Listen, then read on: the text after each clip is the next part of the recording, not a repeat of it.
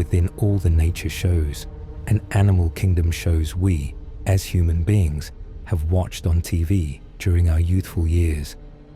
One thing that such shows never depicted was the moment a male lion's dominance comes to an unceremonious end. It is an ugly and sad moment, to say the least. A moment that consists of defeat at the hands of his rivals, expulsion from his pride, being forced to leave his children and female lionesses behind, with the common knowledge that his offspring will most likely be killed by his rivals in order to force the lionesses of the pride to become receptive to being impregnated once more.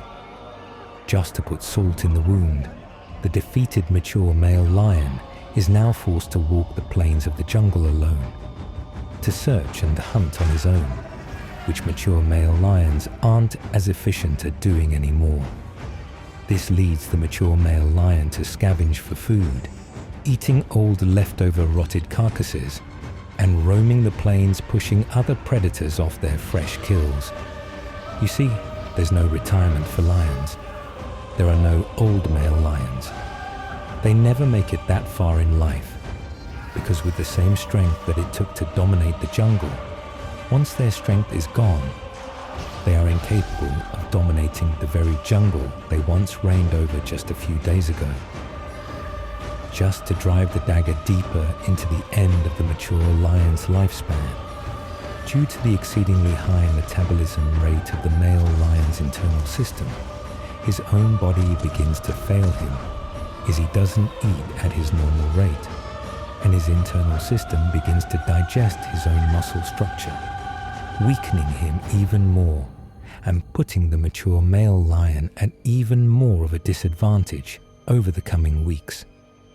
Due to the sporadic nature of his feeding cycle, soon you find the very same male lion that was once super strong, physically imposing, and ruler over all he surveyed, now left as a shell of his former self, emaciated, weak, and incapable of fending off the final moments of his life. At that point, the muscles in his jaw can't even chew through the hide of a wildebeest to get to the meat within. Soon enough, the mature male finds a shady bush to lay under and close his eyes for the last time, only to be consumed by hyenas and vultures. Thus ends the cycle for a male lion. Obviously, a human male is not going to go through the exact path of a male lion, so there will be no direct comparisons made. Unfortunately, I'm not speaking of a human male, I'm speaking of a man. In many ways, that's one of the problems of our feminine society. They have systematically driven out the meaning of what it is to be a man. I'm not going to go into why, because that would open up an extremely opinionated, hypothetical overview that could be said to be extensively subjective. That is not my goal. Males are not men. To be a male, you only need to have a penis, testicles, and no breast.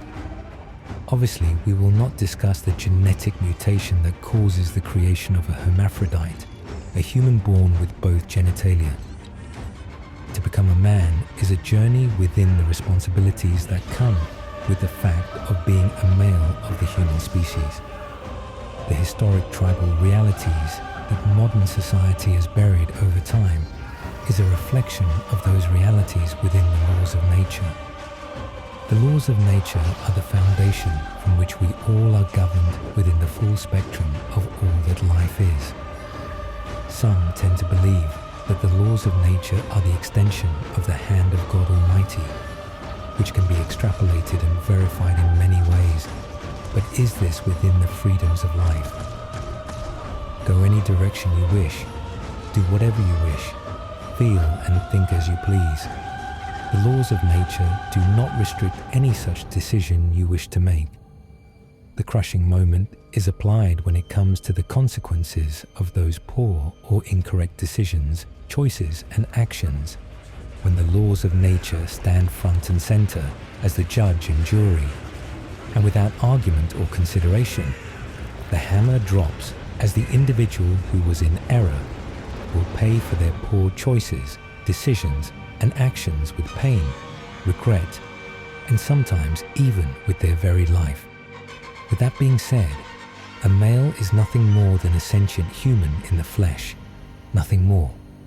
His capability and capacity is limited because he carries a more feminine perspective than that of a true masculine perspective. For those of you who may not realize this, but one's personal perspective is a learned process. Just as if you took 3 people that were born in 3 different states or countries, each of them would process the reality of their current environment through the mindset of their learned perspective on life, through where and how they were raised, be it within the full spectrum of good to bad. Thus, it is rare to have 3 people think exactly alike, as each will have a slightly or significantly different view of how he will react in different situations. With that being said, the male avoids, runs or hides from the trials and responsibilities of manhood, or what it foundationally means to be a man. Why would he do such a thing? Fear, a commonly known feminine trait that he was taught to ingest being raised by a single mother, over the fearlessness that a man would naturally impart to his son. Though I will not make a blanket statement that there are not good mothers who make sure their sons are raised to be strong men, because there are some great mothers out there that go out of their way to make sure their sons are raised as masculine young men. Unfortunately, such great mothers are not in the majority presently, and we'll leave it at that. Fear is the number one thing a young man is taught to face and overcome. From having his first fight with another young boy, to overcoming his fear of speaking to a young woman he happens to like, and even what appears to be the simple task of asking a woman for his first dance. All of these moments are contested within the spectrum of personal fears. Our society once put young men and women in positions to purge those fears, with the common spring dance in junior high school or in high school. Yet such events don't happen anymore, and look at what's happened since in our society. A man is forced to overcome his fears because it is fear that presents the largest obstacle to achieving greatness or success on a personal or public level. From your first time standing in front of the class to give your book report, to your first time giving a presentation at your office, or presenting a new idea that will help your company do better in some manner to the owners or executives. Fear will always have its say, but it is your ingrained manhood that forces you to overcome the spineless weakness that makes a male cower into the shadows, thereby letting opportunity after opportunity pass like a train in the night. Fear, once accepted into one's mentality, will bleed its way into multiple facets of a male's life. To hide this cancerous, weak mindset from others, a male will become a professional excuse creator. He becomes ultra adept at creating ingenious excuses that justify his failure to act in a manner that would propel him to success. Instead, he has a full encyclopedia's worth of excuses ready for any situation. If he's fat, it's all someone else's fault. It's his hormones, it's glandular, it's always something else. The problem is that such people fear the truth, and therefore fear the proper response to solve their condition. This prevents males from even being capable of curing themselves through their own efforts. Next thing you know, he's got a new excuse why he failed again. Laws of nature that simply states, the less you do physically, the less you'll be capable of doing, until you look up and you're an invalid, a person made weak or disabled by illness or injury, soon becoming incapable of even walking anymore.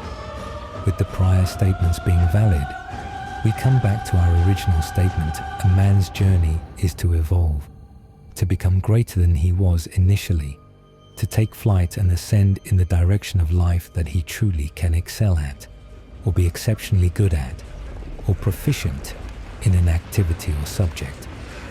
The meaning of to evolve is well known by most.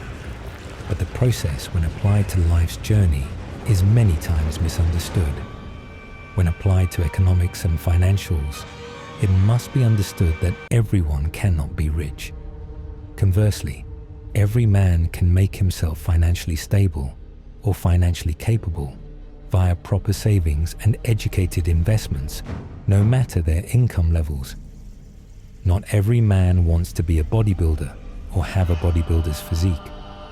Conversely, every man can create a strong, fit, in-shape body type, be they short, medium, or tall, at zero cost. The primary factors that ties both of these examples together are willpower, discipline, and personal consistency. Supposed intelligence or education levels are not a factor. How much money you start out with does not matter. Where you live, how you live, and what you currently do daily does not matter. Everything stands upon the foundation of effort. That's what it means to commit to the process of evolving as a man.